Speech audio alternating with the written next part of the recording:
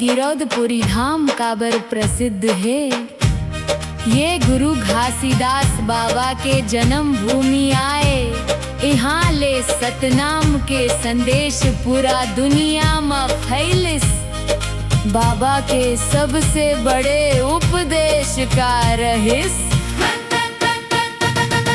मनखे एक समान, सब मनखे बराबर हवै। यही बाबा के